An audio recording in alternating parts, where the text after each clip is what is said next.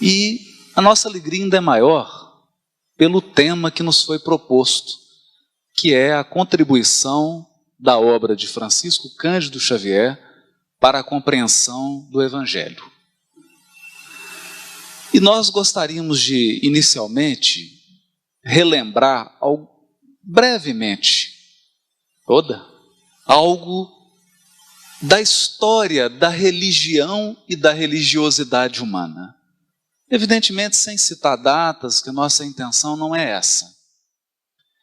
Mas sempre que se falou em religião, nós pensamos numa estrutura organizada de sacerdotes, em rituais, em sacrifícios oferecidos a deuses, que funcionavam como uma espécie de barganha. Então, se há uma seca, eu ofereço um determinado sacrifício para aquele deus da fertilidade, ou deus da água, na esperança de que ele vá resolver aquele problema concreto e material que eu estou vivendo. Essa foi, por milênios, a religiosidade humana. Até que, com a vinda de Jesus, que propõe uma religiosidade completamente espiritual, totalmente espiritual, nós tivemos imensa dificuldade de entender a proposta de Jesus e de colocá-la em prática no dia a dia. Por essa razão, misturamos à proposta de Jesus os velhos hábitos da religiosidade milenar das diversas civilizações e transformamos o cristianismo num conjunto de práticas rituais, num conjunto de instituições e hierarquias que repetiam aquelas experiências milenares que tiveram seu papel, é verdade, porque a evolução não dá saltos. Todas as experiências são válidas e enriquecedoras para o espírito.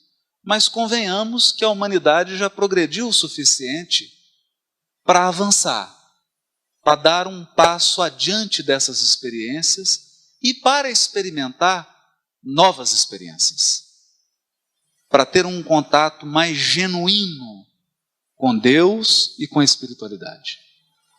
Portanto, infelizmente, o grande desafio da humanidade tem sido lidar de forma objetiva, de forma eficaz com a sua religiosidade.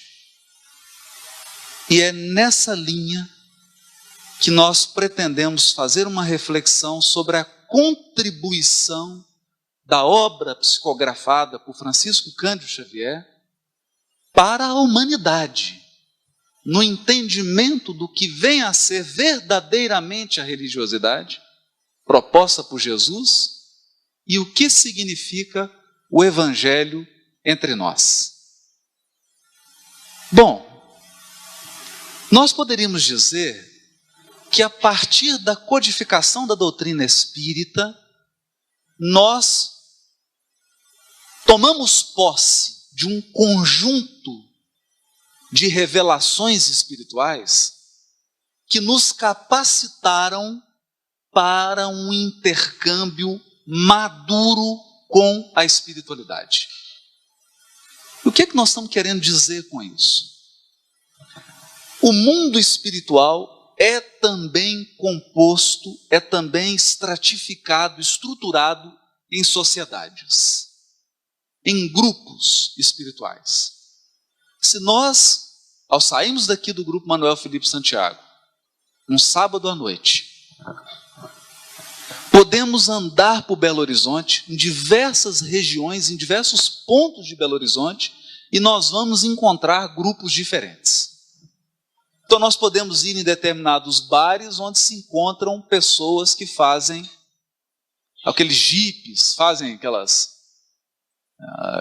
o Dakar, né? Saem andando de jipe por aí. É um grupo. Como nós podemos ir num determinado bar em que se encontram pessoas para falar de futebol. Nesse horário, muitas pessoas estão se encontrando para jogar bola. Então, dependendo dos seus interesses, as pessoas se reúnem e formam grupos. Não há nada de especial nisso. E no mundo espiritual é a mesma coisa. É a mesma coisa. É a mesma coisa. Perder o corpo físico e ingressar no mundo espiritual não resolve nenhum dos problemas profundos da nossa alma. Você, um segundo depois de desencarnar, é a mesma pessoa de um segundo antes. A mesma pessoa. Você continua pensando do mesmo jeito, continua nutrindo os mesmos preconceitos, continua alimentando as mesmas maldades, continua alimentando a mesma ignorância. Perder o corpo físico não resolve o problema da alma. Pode colocar a criatura em choque, pode colocá-la num estado de reflexão, de interiorização, mas isso não define mudança de postura. E o que nós estamos querendo dizer com isso? Que entrar em contato com o mundo espiritual, pura e simplesmente, é como você ligar um microfone e visitar esses vários lugares de Belo Horizonte para entrevistar pessoas. Você pode chegar num bar em que tem pessoas assistindo um jogo de futebol e começar a fazer perguntas para essas pessoas sobre altas questões da vida. O que elas vão responder? Porque elas vão responder tudo. Se você sair com um microfone desse em Belo Horizonte, qualquer pergunta que você fizer para qualquer pessoa, você vai ter resposta. Qualquer pergunta. Temos nosso irmão aqui, o Ricardo. Se ele fizer a pergunta mais profunda de medicina, todo mundo responde. Todos vão responder. Portanto, não basta um médium, não basta intercâmbio com o mundo espiritual. Isso só não basta. Porque você pode entrar em contato com criaturas que estão em situação muito pior que a sua. Se você está em busca de orientação, você pode pedir orientação para pessoas mais desorientadas do que você. Se você está num processo de tristeza, você pode entrar em contato com criaturas em depressão no mundo espiritual.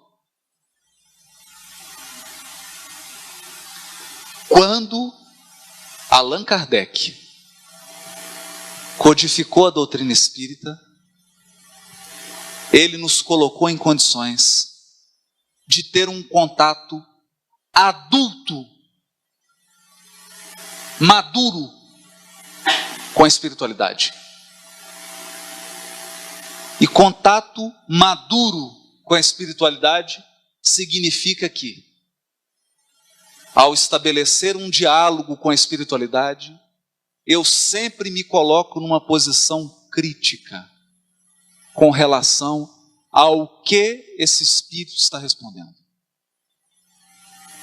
ao que ele está dizendo,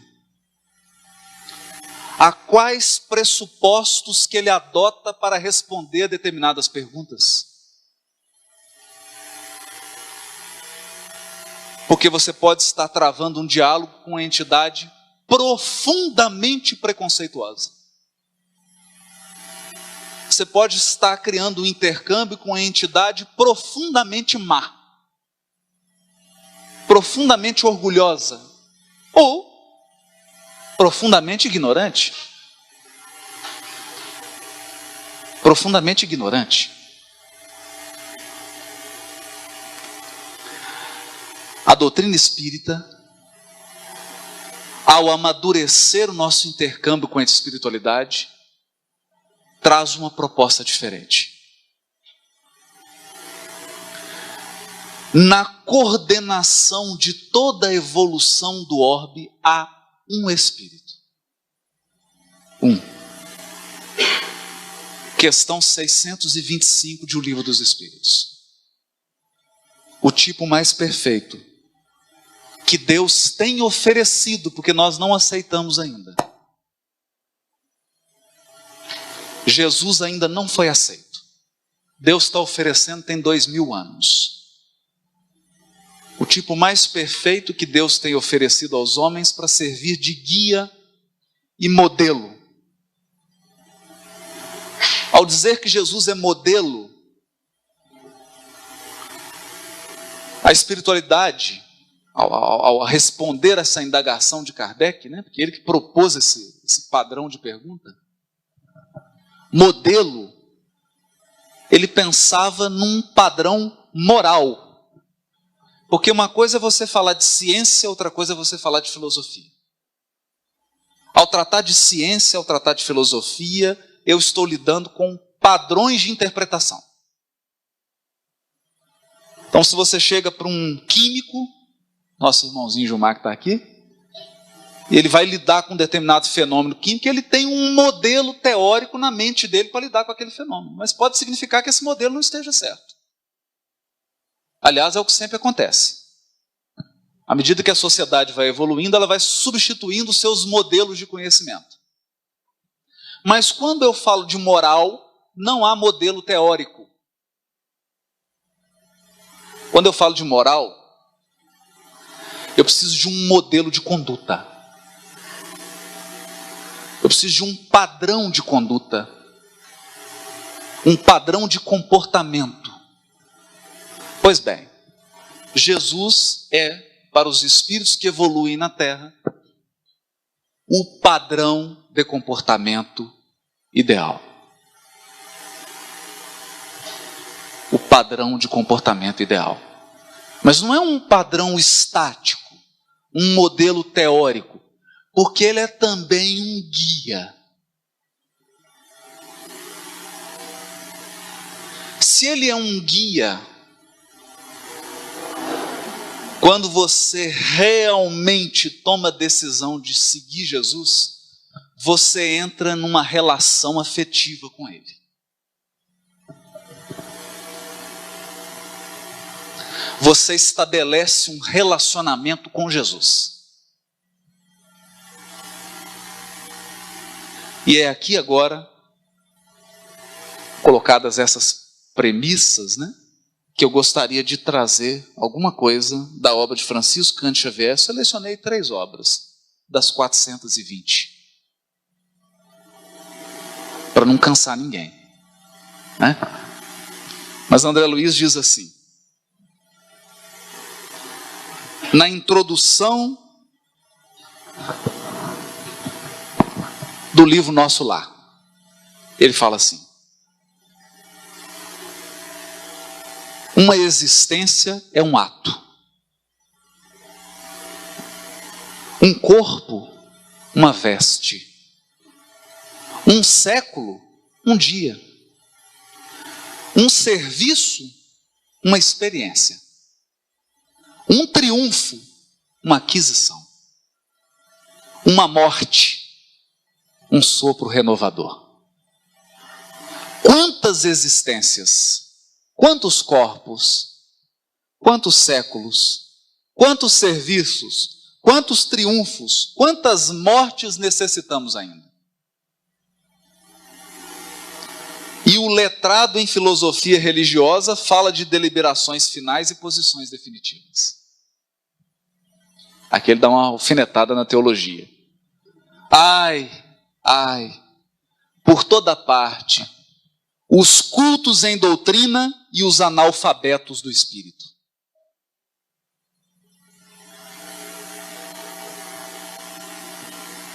Cultos em doutrina, repletos de títulos de mestrado, doutorado, etc, etc. Mas interiormente, analfabetos do espírito. Completamente analfabetos quanto à realidade espiritual. E essa história que André Luiz quer contar, de alguém que envergava títulos respeitáveis no mundo, mas que ao chegar no mundo espiritual se sente um analfabeto, porque é completamente despreparado para a vida no mundo espiritual. Mas o que nós gostaríamos de chamar a atenção é isso aqui. É preciso muito esforço do homem para ingressar na academia do Evangelho do Cristo. Não? Achando que vestibular é só para universidade, né? Aqui não, não. É preciso muito esforço para ingressar na academia do Evangelho do Cristo. Ingresso que se verifica quase sempre de estranha maneira, de forma estranha. Ele só, na companhia do Mestre. Olha, quando você entra dentro do Evangelho, é você sozinho e Jesus. Só vocês dois. Efetuando o curso difícil, recebendo lições sem cátedras visíveis e ouvindo vastas dissertações sem palavras articuladas.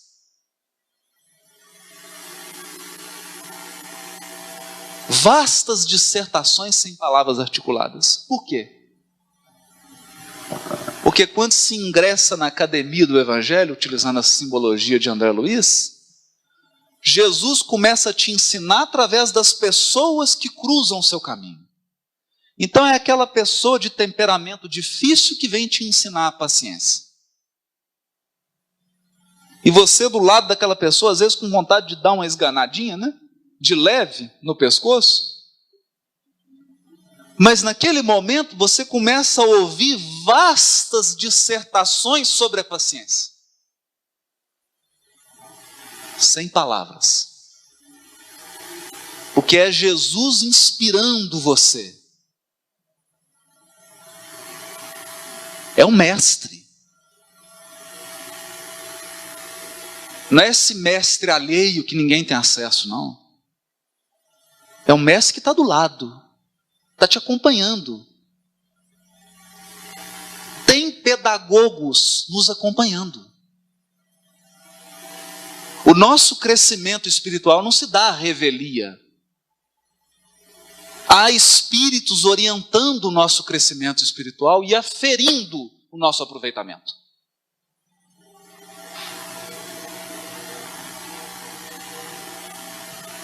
Pois bem, o Evangelho e Jesus colocado dessa maneira que André Luiz colocou é inédito no mundo. Isso aqui é inédito. Embora o livro seja de 42, né? Mas é inédito. É inédito. Isso aqui é uma novidade. É novidade até para o espírita. Porque ao tomarmos contato com o Evangelho, a primeira coisa que ocorre,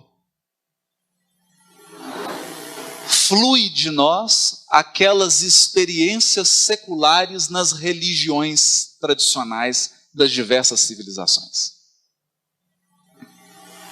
Então nós começamos a endeusar pessoas, começamos a seguir pessoas, necessitamos de imagens, de símbolos, de rituais, voltamos para as experiências do passado.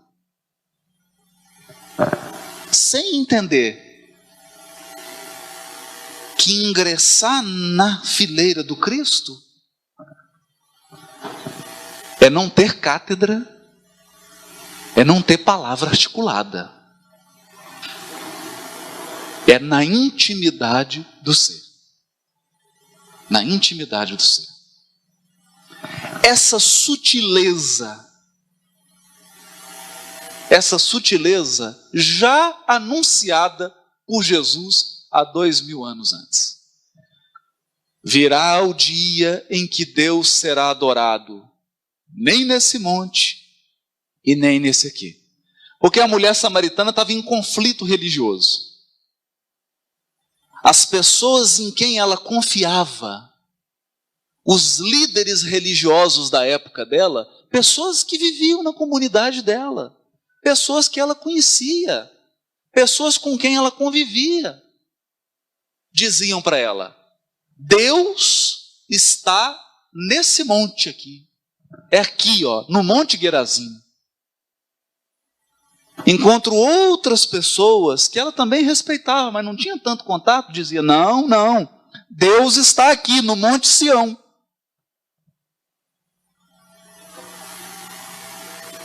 E ela pergunta para Jesus: mas escuta, que monte que é? Onde que Deus está? Né? Mas quantas pessoas fazem essa pergunta? Onde que Deus está? Está no Espiritismo? Está no catolicismo? Está no budismo? Está procurando os montes, né? E aí Jesus ensina a lição de que a verdadeira fé remove montes. Mas não porque afasta as dificuldades, não. A verdadeira fé acaba com montes. Porque os verdadeiros adoradores adoram em espírito e em verdade. Então é dentro de você. Existe um altar? Existe. Está dentro de você. O altar onde Deus se comunica está dentro do seu coração.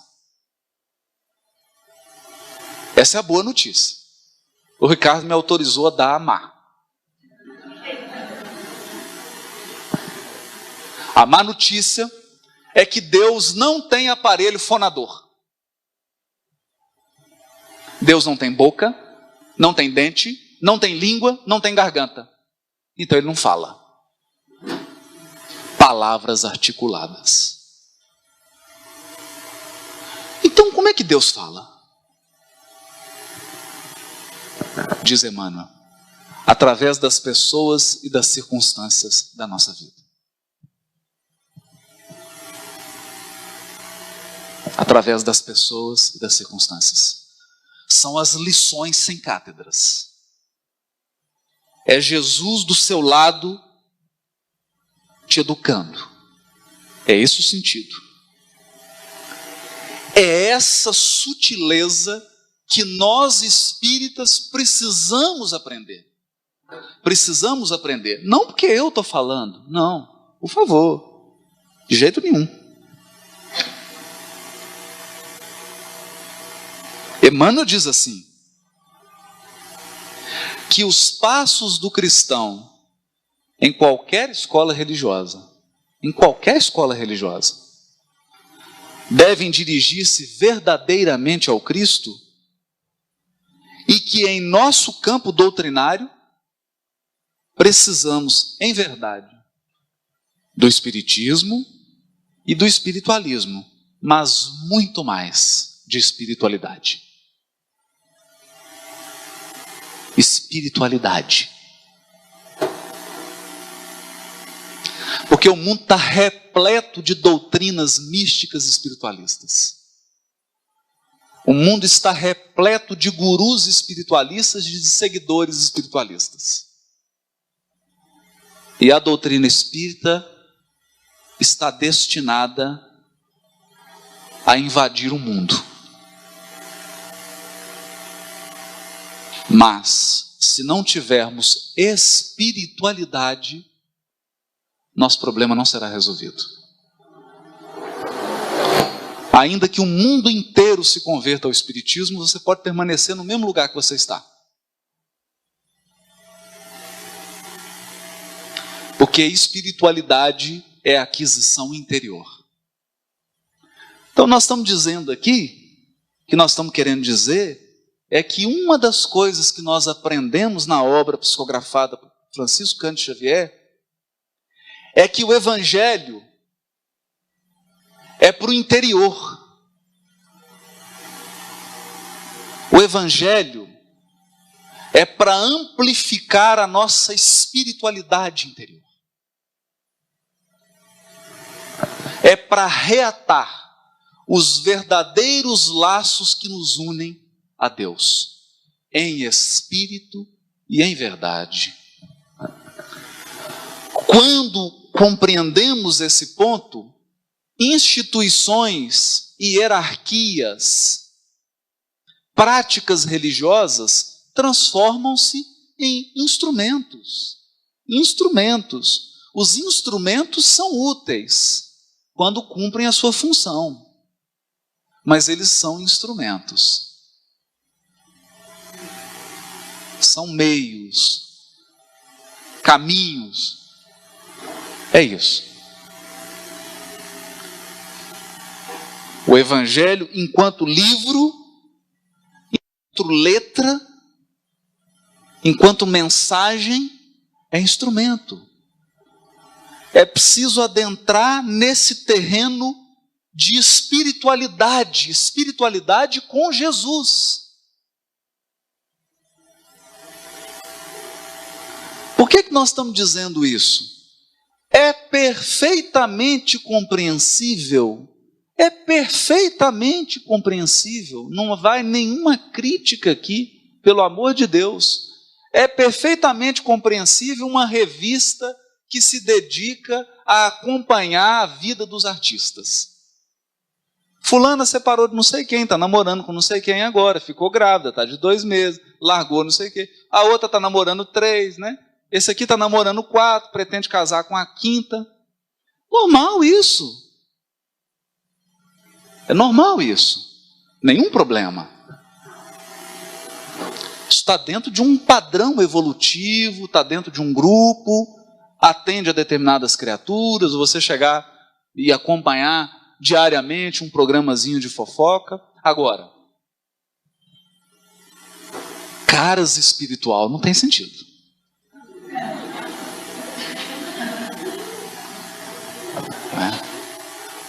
Caras espiritual não tem sentido. O que? Olha, o Cazuza desencarnou, o que ele está fazendo? É problema dele. Saber o que ele está fazendo?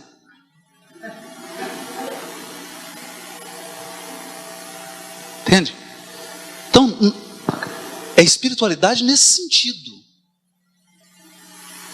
O que a obra do Chico vem mostrar, nós vamos ler aqui agora, uma frase belíssima de André Luiz, né? Belíssima. É que a espiritualidade que nós estamos falando aqui não é curiosidade para saber como é o mundo espiritual, que você vai saber, não precisa ter pressa. Eu não estou com pressa nenhuma, graças a Deus. Quero saber detalhes nenhuns agora. Eu prefiro que demore bastante para eu saber. Porque todos vamos saber os detalhes quando você estiver lá. Pode ficar tranquilo, você vai saber todos os detalhes. Não é essa espiritualidade. Porque isso, muitas pessoas estão comprando essa ideia. De espiritualidade é isso. Notícias como se fosse um folhetim do mundo espiritual. Não. Definitivamente. Definitivamente.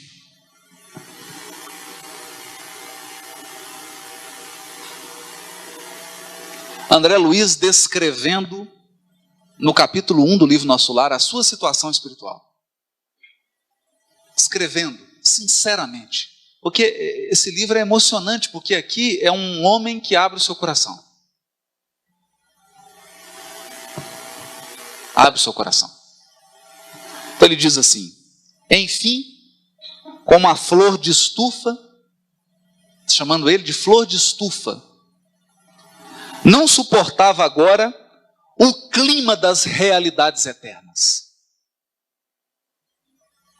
Você pensa? O clima das realidades eternas. Realidade. Você chegar no plano espiritual, não adianta mostrar identidade, não adianta mostrar seu currículo acadêmico, não adianta mostrar seu cargo, não tem mais conta bancária, é você puro. Puro. É você. Só. Não tem nenhuma muleta. Aí ele diz assim: não desenvolvera os germens divinos que o Senhor da vida colocara em minha alma.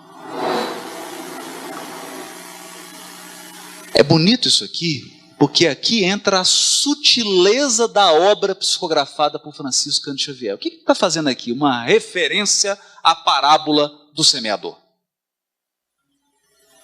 Eis que o semeador saiu a semear. E o que André Luiz está dizendo? Não desenvolveram os germens divinos, as sementes que o Senhor da vida, que Deus colocara em minha alma.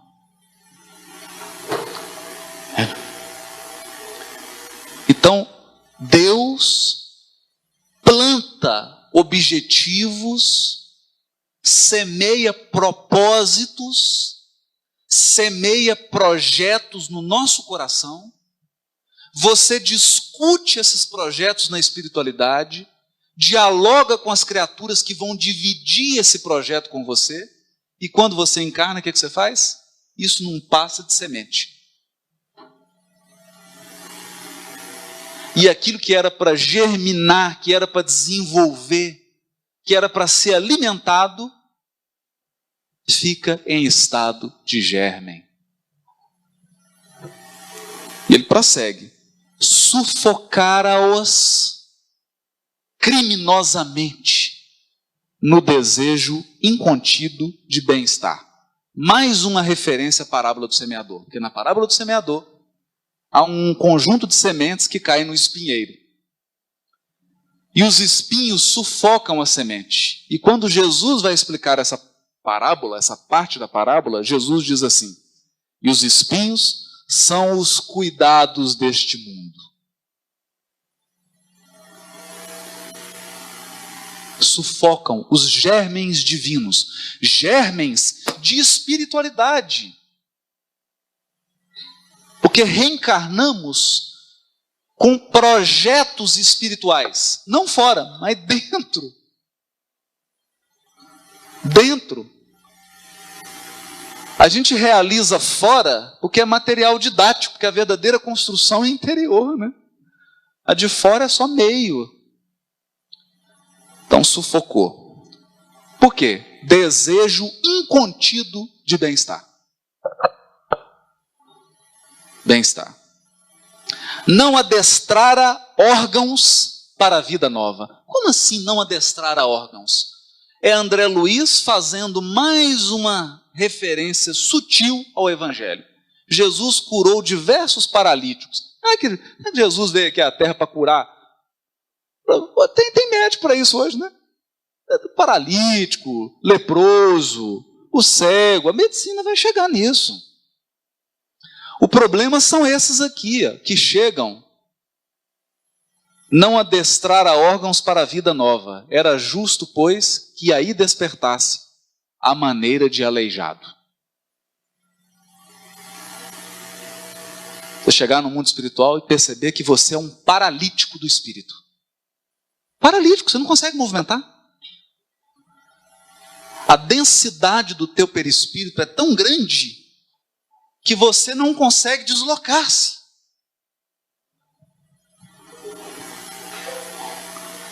Ou a sua visão espiritual é tão tacanha que no mundo espiritual você chegou cego.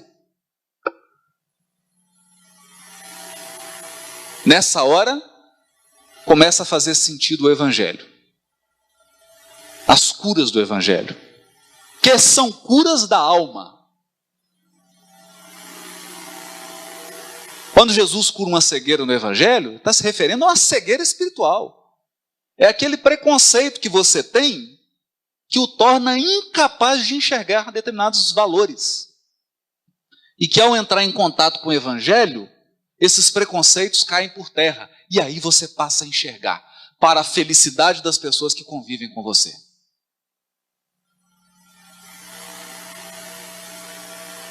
Porque as nossas deficiências morais fazem sofrer as pessoas a quem nós amamos. Tá? Então é essa cura.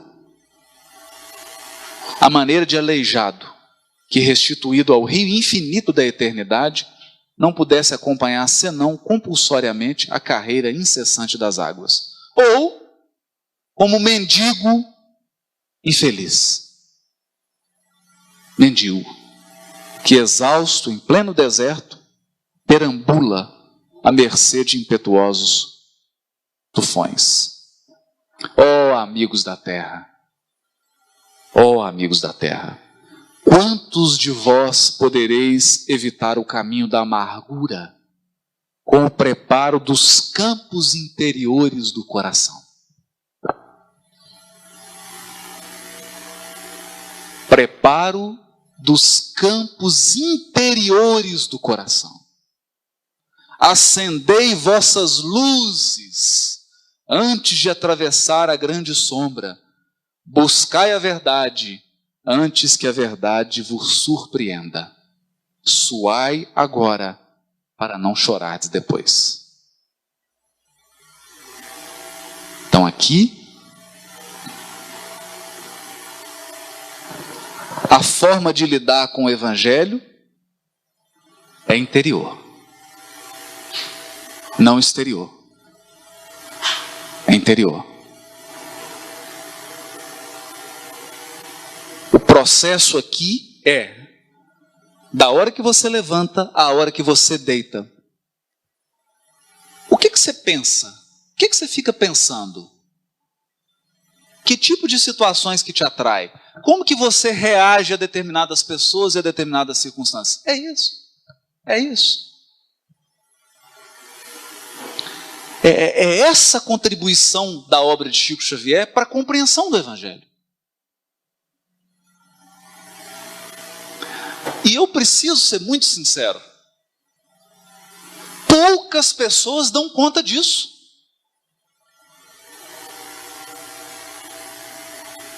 Poucas pessoas dão conta disso, porque a fantasia, o jogral, o recreio, é muito mais fácil. É muito mais fácil. O difícil é você entrar dentro de você mesmo, com sinceridade. Com sinceridade. E fazer aquela avaliação. Quanto que realmente você caminhou depois que conheceu o ensinamento de Jesus? Quanto que efetivamente você caminhou? Quantos passos de fato você deu adiante? Quantos? Esse é o desafio. Mas as pessoas dizem assim: o Evangelho é difícil, cheio de símbolos, cheio de parábolas, cheio de figurações. Sim, sim.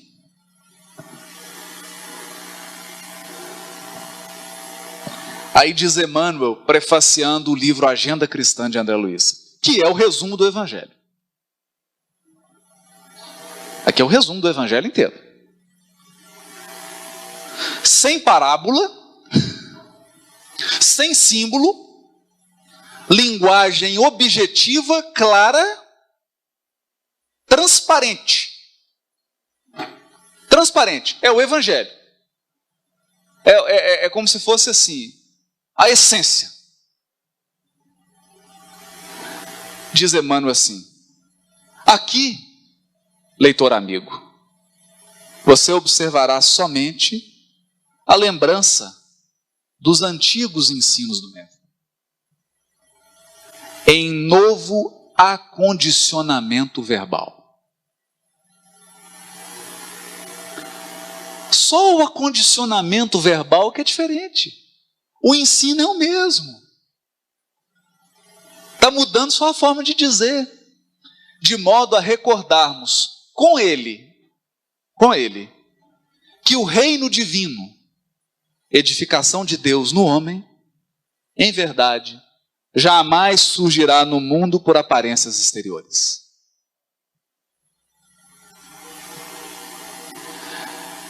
Ninguém é capaz de avaliar a construção de espiritualidade interna dentro de uma criatura olhando para ela. Porque não há sinais exteriores de espiritualidade interior. Você pode observar os atos, os gestos, a fala dessa pessoa. Aí você tem sim indícios. Não, realmente essa é uma pessoa evangelizada. né? A forma como ele fala, como ele se comporta, como ele reage, é um ser evangelizado. Mas você não é capaz de medir a extensão da construção realizada dentro dele. Mesmo porque cada um responde por si. E aí nós encontramos assim. Você abre aleatoriamente, né? Podemos abrir aleatoriamente. Que é evangelho puro. Olha a página que caiu para a gente aqui agora. Se você deseja ser cristão efetivamente, caiu agora. Perdendo, vencerá na batalha humana.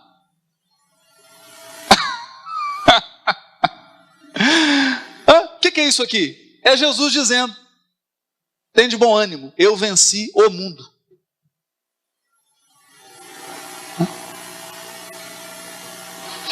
Perdendo, vencerá na batalha humana. Cedendo, obterá os recursos de que precisa.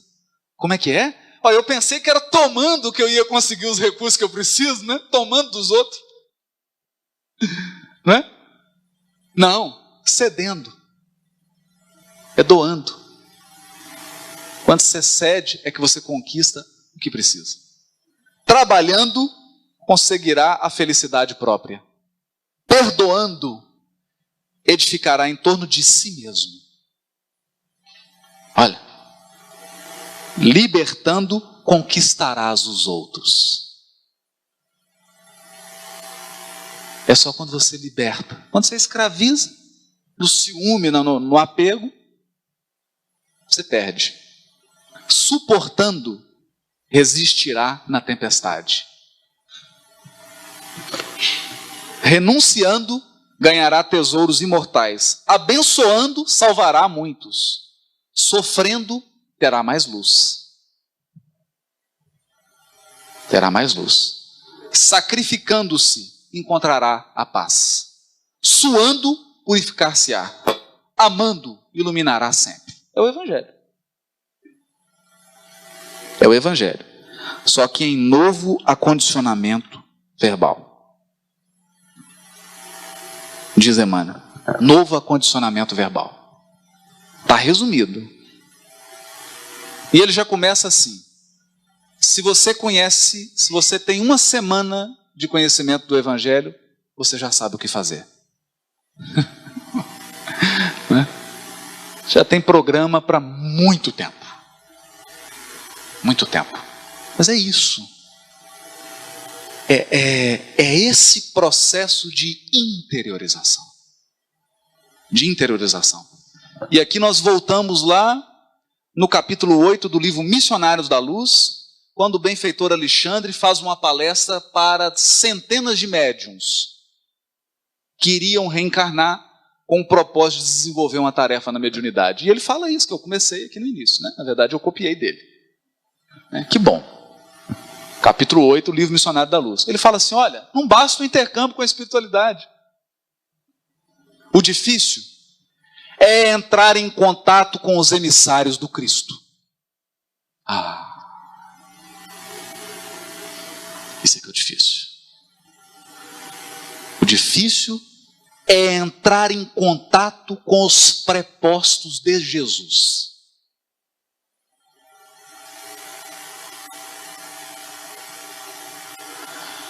Porque você chega para eles sedento de orientação e eles chegam para você sedento de braço para trabalhar.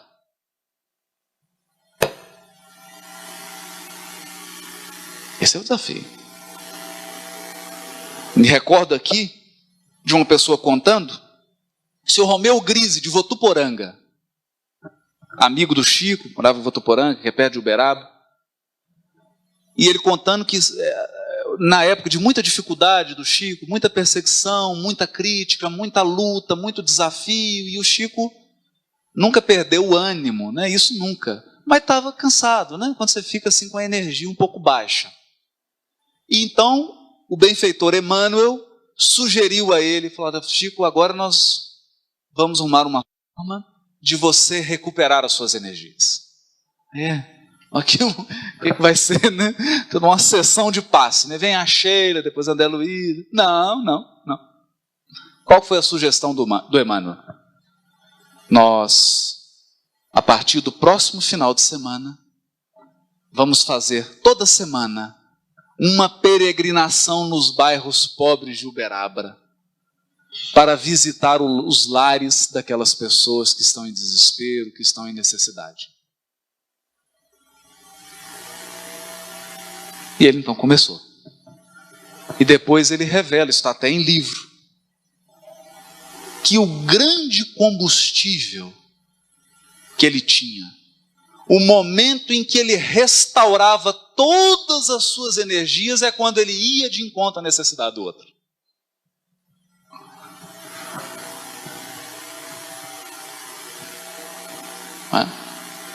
Porque a espiritualidade superior não vai vir aqui para fazer massagem zen em você.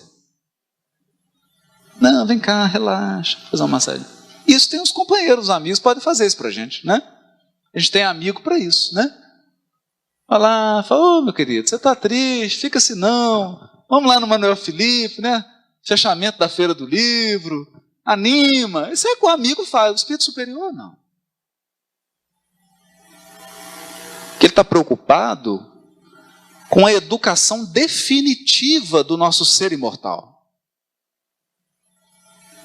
E não se educa definitivamente simplesmente acalentando.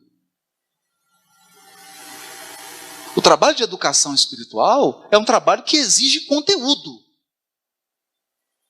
E não há conteúdo superior àquele que se ofere no trabalho em favor do semelhante. Então Chico ia para a tarefa. E lá ele recebia 1000 vezes mais do que doava. Tem uma frase belíssima, a gente não cansa de repetir, quando ele chega para o Emmanuel e fala, Emmanuel, eu estou me sentindo como se estivesse caindo de um prédio de 20 andares. O Emmanuel fala, não preocupa, Chico. Em cada andar que você passar, vai ter a mão de uma mãe que você auxiliou para te amparar. Não cai. Não cai. Porque você cria um círculo de simpatia espiritual. Um círculo de simpatia espiritual. Mas onde que eu aprendi isso? Eu sou um bom aluno que copia tudo, né? Mas é bom que a gente copia coisa boa. Esse está aqui. Ele fala assim. Não está aqui. Tá? Está no prefácio dele no nosso lar. Deixa eu ver aqui. Prefácio do Emmanuel. Ele fala...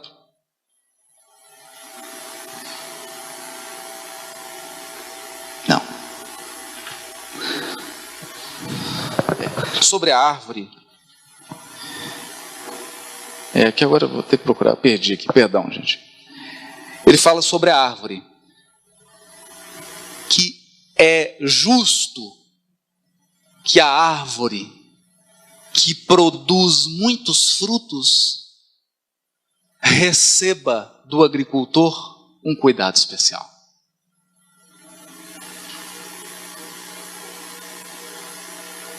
Entende? Então, eu estou dizendo isso porque pode ser que você esteja sentado na sua cadeira aí e pensando assim, poxa, mas eu estou tão triste, eu estou tão sozinho, eu estou deprimido. Tá? Vem para o Manuel Felipe Santiago. Vem para a campanha do quilo.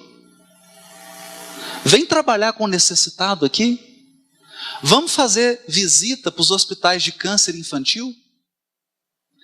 Sai de você. Sai da sua casca de ego. Aí sim, você vai sentir a seiva da vida te alimentando. Porque não há fluxo de água em poça.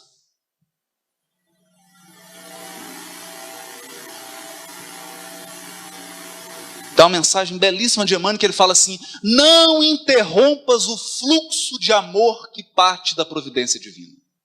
Nunca interrompa. Mas um fluxo de amor não pode ser empossado numa criatura. Então é quando a gente vai em direção ao outro, é quando a sua vida se torna útil para alguém além de você. Porque às vezes você pergunta: sua vida é útil para alguém? É claro, para mim. Minha vida é extremamente útil para mim. Ótimo. E além de você? Porque não é razoável, não é justo que haja um investimento espiritual de peso em alguém que vive única e exclusivamente para si.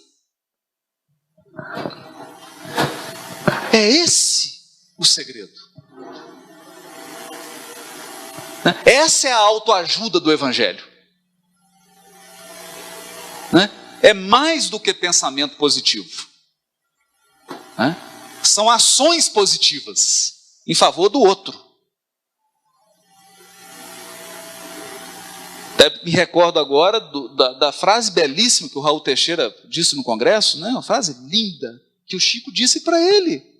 Ele estava no encontro da cometria, o Chico pegou o Raul pelo braço e falou assim: meu filho, aprende a treinar insônia. Aprende a treinar insônia. Eu falei: mas como assim, Chico? Porque você não vai conseguir dormir com os gemidos do mundo debaixo da tua janela.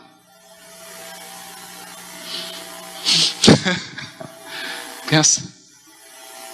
Você não vai conseguir dormir com os gemidos do mundo debaixo da tua janela.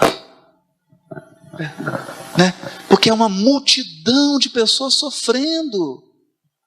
Muito mais que nós. E o consolo não pode ser para um só.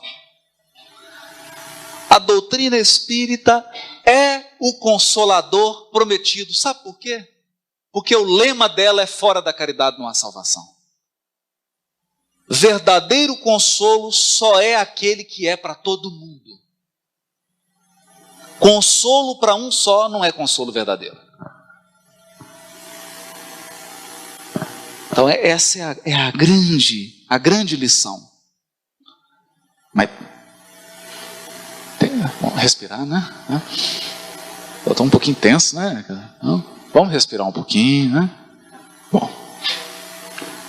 E ele continua. Caminho, verdade e vida. E diz assim: o Cristo não estabelece linhas divisórias entre o templo e a oficina.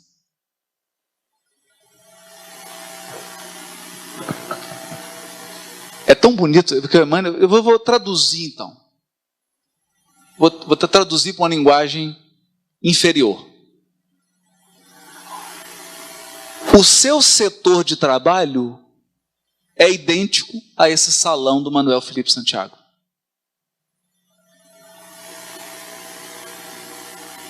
É isso. Para Jesus não tem diferença quando você está aqui ou quando você está no seu serviço. Aqui é templo, lá também.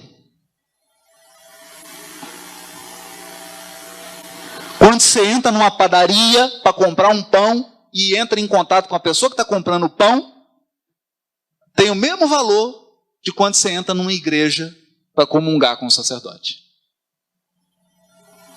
É isso que Emmanuel está dizendo. Não tem linha divisória. Não tem. Quando eu li isso, eu fiquei um pouquinho preocupado.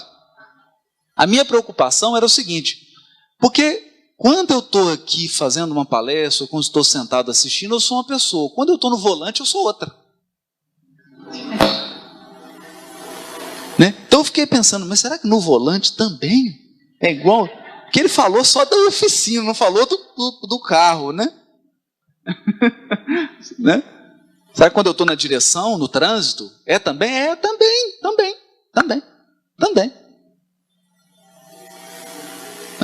Também. Igual aquele companheiro, estava indo para uma palestra espírita, uma pessoa deu uma fechada, mas ele pôs o dedo na buzina quase 1 minuto. Quando ele chegou no grupo, era o dirigente da reunião.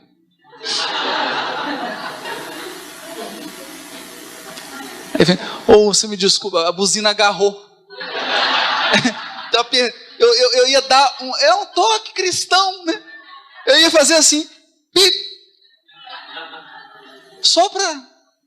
Estava com medo de chocar, mas agarrou a buzina. Estou com esse problema. Você conhece algum mecânico, né? Não tem explicação, né? Vai explicar o quê? Vai explicar que quando você está aqui fazendo uma palestra, você é um, quando você está no trânsito, você é outro? Né? E se a pessoa que estiver no trânsito for alguém que está te ouvindo? É um desafio, né? É um desafio. Mas ele diz assim, também: por louvá-lo nas igrejas e menoscabá-lo nas ruas, é que temos naufragado 1000 vezes.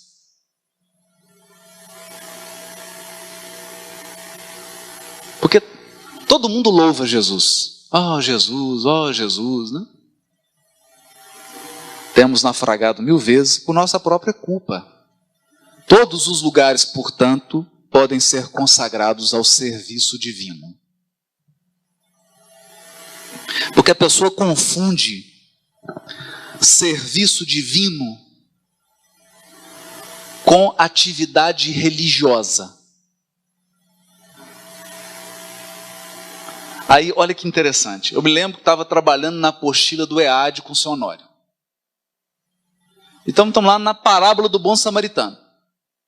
E de repente ele falou assim, olha, vamos fazer um destaque agora para o dono da hospedaria. Eu falei, como é que é, seu Honório? Para o dono da hospedaria? Mas por quê? O dono da hospedaria tem um comércio, né? Ele tinha um comércio, a pessoa chegou lá e falou, queria deixar hospedado aqui, pagou. Ele falou assim, não, meu filho, você não está entendendo. Porque ele falou para o moço assim, se ficar mais caro, depois eu venho e te pago. Então isso é ser cristão na sua atividade profissional.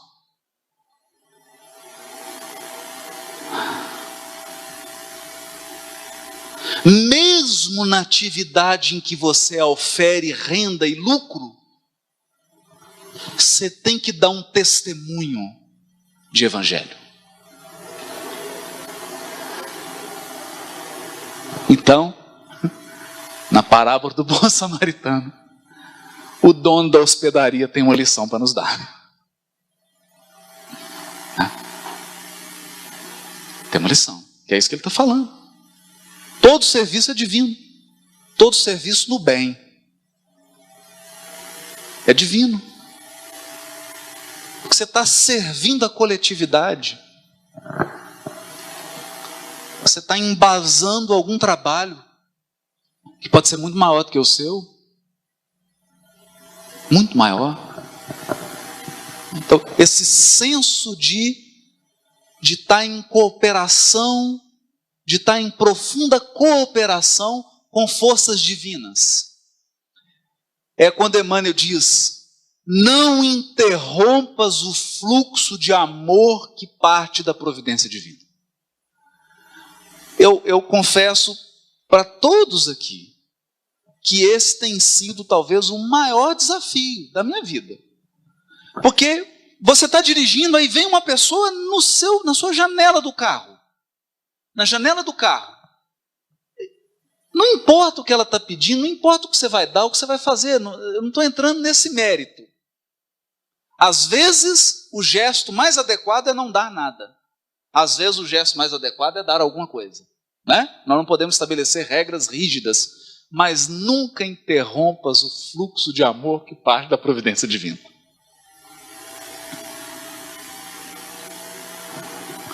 Porque toda vez que uma criatura cruza o nosso caminho, a esperança da providência divina é que o fluxo de amor passe por você e chegue a ela.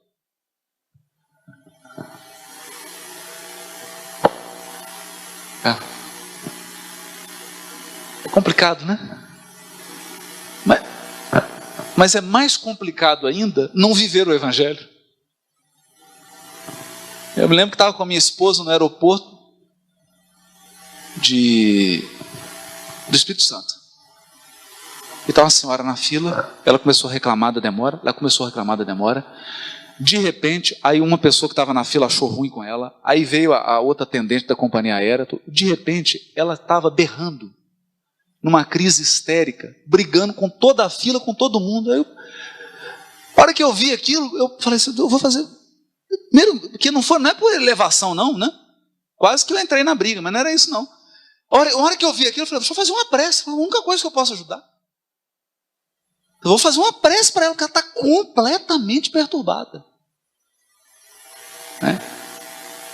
Então, se você chega naquele guichê e fala assim, bom dia, né? Bom dia. Bom dia. Nossa, mas que roupa bonita que vocês têm, né? Esse uniforme de vocês é tão bonito, né? Ah, obrigado. Hoje parece que está atrasado, né? Vocês estão com trabalho, hein? Meu Deus do céu, hein? Que luta, deve ser difícil administrar uma fila tão grande, né? É difícil, entenderam? Olha o fluxo de amor. Olha o fluxo de amor que parte da providência divina passando por você para chegar na criatura.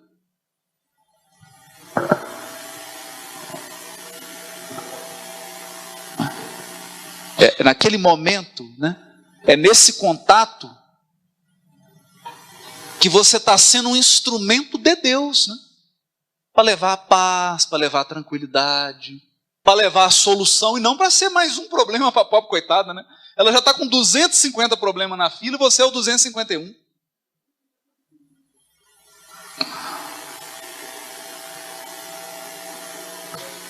E isso como? Isso é Jesus do seu lado, né? Jesus do seu lado. Então você está lá tranquilo, em paz. Você acordou, né? Fez aquela prece, toma um banho, mas você está em paz, né? Aí Jesus fala assim, meu filho, agora tem uma lição para você. Aquele casal ali vai furar a fila, vai entrar na sua frente.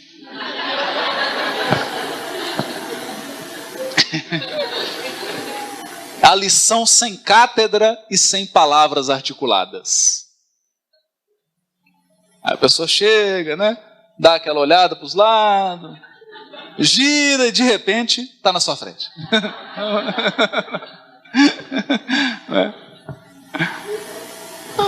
Não tem problema, você pode até falar com a pessoa. Pô, senhor, não estou querendo incomodar, não, mas o final da fila é lá, né? Não, é aqui. Não, então pode ficar à vontade. Pode. É aqui agora, eu sou o último. Fica à vontade. Entende? Porque é num sentido de que quem tem mais compreensão,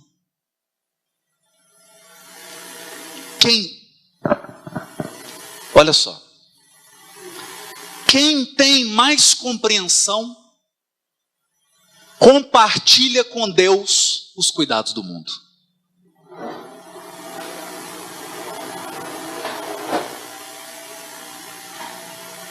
É isso. Esse é evangelho. Isso é evangelho. É quando Jesus diz assim, o filho sempre está na casa paterna.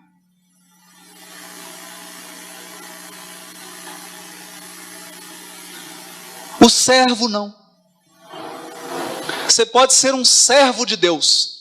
Servo de Deus é o seguinte, olha, já fiz minha palestra no Manuel Felipe Santiago, já coloquei as etiquetinhas, já autografei o livro, agora chega.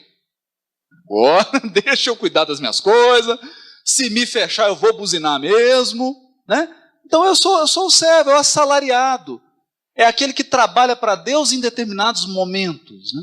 É o assalariado. O filho não. O filho está na casa paterna. Ele divide com Deus as agruras do mundo. Ele divide com o pai o trabalho do consolo dos seus irmãos. Filho de Deus. Isso é ser filho. É esse o desafio. É esse o desafio. O grande desafio. Mas aprendemos isso onde? eu não aprenderia nada. Quer dizer, não aprendi também ainda, né? Eu só tenho notícia, estou aprendendo, né? Ainda estou aprendendo essas coisas. Mas onde que aprendi? Na obra psicografada por Francisco Cândido Xavier. Essa visão de evangelho, essa forma de enxergar o evangelho, está aqui, ó. Agenda Cristã, série André Luiz, comentários de Emmanuel, os romances de Emmanuel. Foi nessas obras que eu realmente pude aprender o que Jesus veio fazer aqui. O que ele veio fazer aqui? Porque muita gente acha que Jesus veio aqui para fundar o cristianismo. Veio fundar o cristianismo para você ser um cristão seguidor. Olha, eu queria muito que fosse tão simples assim.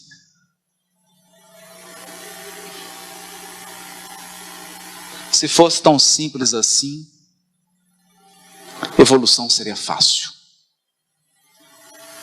Seria muito fácil. Mas como ele é guia,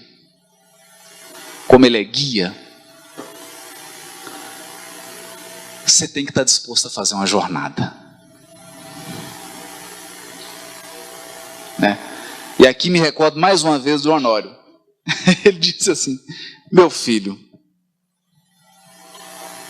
o mundo ainda não é de Jesus. Então saiba que se você for um cristão verdadeiro, você será um forasteiro no mundo. Um forasteiro.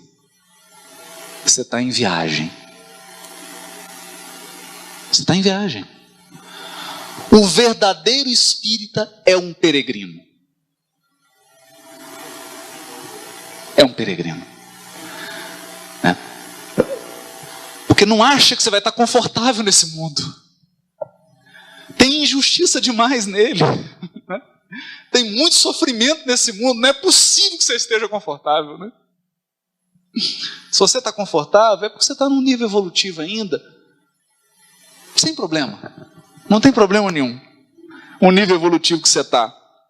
Não tem, pelo amor de Deus. Senão eu vou desaprender o que André Luiz ensinou aqui.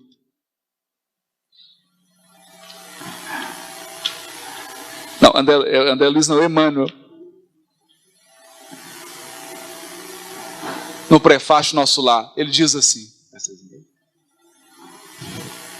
os que colhem as espigas maduras não devem ofender os que plantam à distância, nem perturbar a lavoura verde ainda em flor.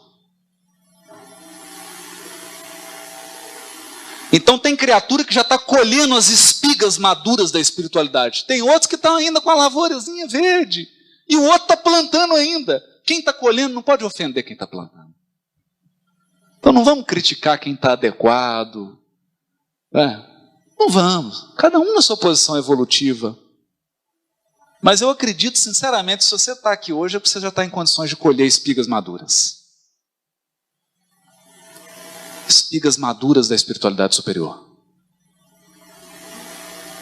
E nesse trabalho, se você está nesse trabalho, se Jesus é realmente o seu guia, se você está seguindo, você é um forasteiro. Você é um peregrino. Você está em viagem. Uma viagem que vai durar do teu berço ao teu túmulo. Então, é preciso não se apegar. Nem a posições, nem a circunstâncias e nem a pessoas.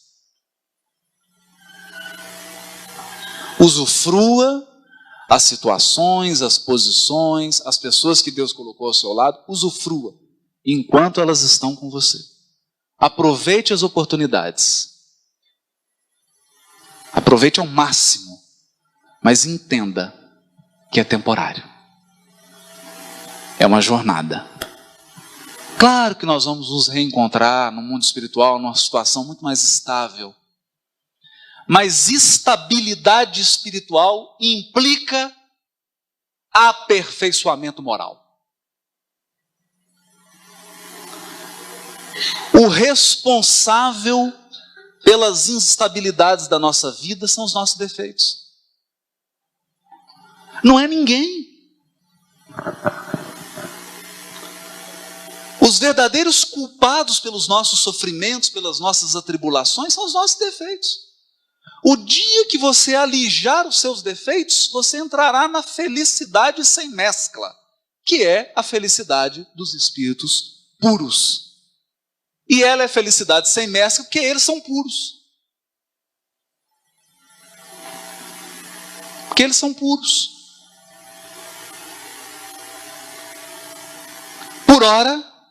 Por ora, se nós formos conduzidos a esferas superiores, as nossas deficiências morais nos impedirão de viver nesses locais. Nos impedirão.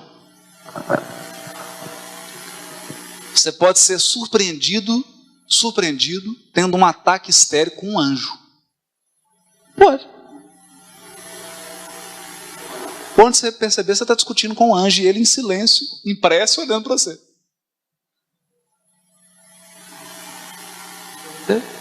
Então não é um problema da situação, da circunstância, é um problema interno. É um desafio interno. E aqui, para a gente encerrar pelo menos essa proposta que a gente fez, esse roteiro, né? Que o assunto não se encerra. Não se encerra. Como gosta o nosso querido Gilmar lá do Renúncia, Alcione, o Evangelho é um vasto caminho ascensional. Vasto caminho ascensional, que eu vou traduzir para o dialeto mineiro. O Evangelho é uma ladeira. Você subindo. Uma longa ladeira, cujo fim não atingiremos legitimamente sem o conhecimento e aplicação de todos os detalhes. Conhecimento e aplicação de todos os detalhes do Novo Testamento, do Evangelho. E exatamente por ser uma ladeira, por ser um vasto caminho, não se encerra. A gente conclui um pensamento. Conclui um pensamento. E o que eu gostaria de concluir é o seguinte. Jesus respondendo para o sacerdote. O reino de Deus é a obra divina no coração dos homens. Obra divina no coração dos homens. Talvez a maior lição que eu tenha aprendido das obras de Chico Xavier a respeito do Evangelho é o seguinte. Quando Jesus, governador espiritual do orbe, encarna entre nós e desenvolve o seu trabalho na Palestina do primeiro século, a obra que ele tinha para realizar era e é dentro de nós. Dentro. O que existe de externo é acréscimo da misericórdia divina. Então esse salão, esse ventilador, essa estrutura, o pessoal cantando essas músicas lindas, esse ciclo de atividades aqui no grupo, nessa casa, é acréscimo da misericórdia.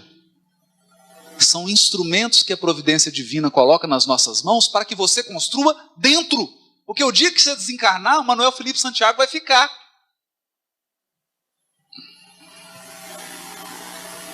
Você não vai levar nada disso aqui. Você só vai levar o que você construiu dentro. Que pode ser muito, pode ser nada, pode ser pouco. Ninguém vai te julgar. Ninguém vai te julgar. O grande desafio da desencarnação é você não poder mais mentir para si mesmo. Percebe? Porque eu posso estar num processo espiritual complicadíssimo e eu olho para mim e falo assim, nossa, mas que bonito, olha só, sapato bonito, que calça, a camisa, estou bem. Estou bem, mano. No mundo espiritual, não. Se você estiver mal, quando você olhar para você, vai ser um choque. Vai ser um choque. Ou pior, como o nosso irmão Jacó, Frederico Figner. Você achar que está uma coisa e chegava no mundo espiritual, ele que ombreou com aqueles trabalhadores dos primeiros momentos do espiritismo, e olhava para o doutor Bezerra iluminado, olhava para Bittencourt Sampaio, só luz, olhava para ele, não tinha luz, opaco, ainda tendo que aguentar a zombaria, né? O Espírito falou, não é aquele ali que doutrinou a gente na reunião mediúnica? É ele mesmo, é o Frederico Figner. Ai, Frederico, você está igual a gente. Fizeram piada com ele. Você está igual a gente, Frederico. Achei que você estava doutrinando, mas você estava melhor do que a gente, está no mesmo barco. A profunda tristeza. Porque não construiu efetivamente por dentro. Não construiu efetivamente por dentro. Meus irmãos, era isso que eu queria trazer. E antes de encerrar, contar a história do livro. Em ligeiras palavras, hoje nós contamos. Esse livro nasceu, na verdade, de um pedido. Embora a gente pesquisasse sobre o Novo Testamento, tivesse contato com as línguas originais da Bíblia e tudo, eu sempre tive uma resistência de partir para um projeto de tradução. Principalmente porque a maioria das traduções são feitas em equipes, né? Uma equipe de pessoas, de tradutores, jamais por um tradutor, né? Mas quando o seu Honório, né, Honório Abreu, foi convidado para fazer o EAD, o Estudo Aprofundado da Doutrina Espírita, pela FEB, na apostila chamada Parábolas e Ensinos de Jesus, uma apostila bem simples mesmo, para dar uma noção elementar de evangelho. Na sala do Nestor Mazotti, em Brasília, estava eu, o senhor Honório, a Marta Antunes, que era a coordenadora da apostila, e a Ruth Salgado. E houve uma dúvida de qual tradução seria utilizada nos trabalhos. Na apostila, nos futuros trabalhos da federação, no trabalho federativo. Então o Nestor perguntou, olha, mas será que não seria viável uma tradução feita por nós, mas não uma tradução espírita, uma tradução feita com isenção, uma tradução neutra, uma tradução que tivesse disposta a colocar-se, a receber crítica, a receber sugestões? Seria viável, seria. Honório, o que você acha? Não, nossa, é um sonho, né? Extremamente viável. Mas o que você acha que você pode fazer isso? Ele. Aí eu. Então, uma brincadeira, isso, né? Não, você vai fazer. Aí, bom, na hora a gente é assim meio tolo, né? Não, vou fazer então. Só pediu, estou fazendo, né? Ele chegou a ver alguns capítulos iniciais, depois desencarnou, né? E agora vê do mundo espiritual, né? E rejubila-se do mundo espiritual. 3 anos, 4 evangelhos e Atos dos Apóstolos. Qual que é a diferença dessa tradução? É que ela é uma tradução que procura ser literária. Ela não tem um viés religioso. Não há comentário doutrinário, não há comentário teológico, não há. É uma busca de recuperar a fala original de Jesus. Aqueles aspectos essenciais do Evangelho. E por isso foi necessário, 2/3 dessa obra são notas de rodapé. Notas sobre as palavras, as expressões idiomáticas, sobre a cultura do Oriente, a cultura do povo judeu, que é onde nasceu o Evangelho de Jesus. Isso é tudo explicado. Está pronto? Está completo? Não. Ela está lançada. Faltam as cartas, falta o Apocalipse, as sugestões já estão chegando.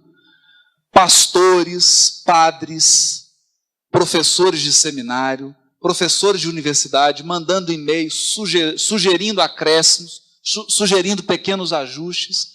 Então, é uma tradução que vai crescer, que vai se aprimorar ao longo do tempo, porque essa é nossa. Essa é nossa.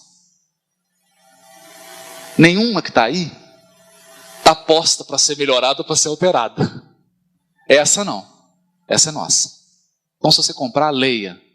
Se tiver alguma coisa que você achou que não ficou de acordo, que está incoerente, manda um e-mail, sugere. Porque o sentido aqui é o da busca da verdade, da busca do aperfeiçoamento, da correção. É, enfim, o critério da universalidade. É uma tradução que está aberta para o controle universal. Não só por espíritas, mas por católicos, por protestantes, por judeus. Tivemos um programa na Rede Minas, com um padre Cônigs, o maior teólogo do Brasil, pastor Enéas. Levaram a tradução, já estão lendo, já estão fazendo sugestões. Temos agora um lançamento em São Paulo, na Cultura, com o dono da Cultura, que é um judeu. Teremos uma equipe de judeus para a gente fazer uma palestra sobre essa tradução. Então, é aberta. Está aberta a verdade. E eu espero, sinceramente, que essa tradução possa contribuir para nós todos verdadeiramente estudarmos o Novo Testamento, para, então, praticá-lo e vivê-lo com segurança. Muito obrigado. Que Jesus abençoe a todos nós.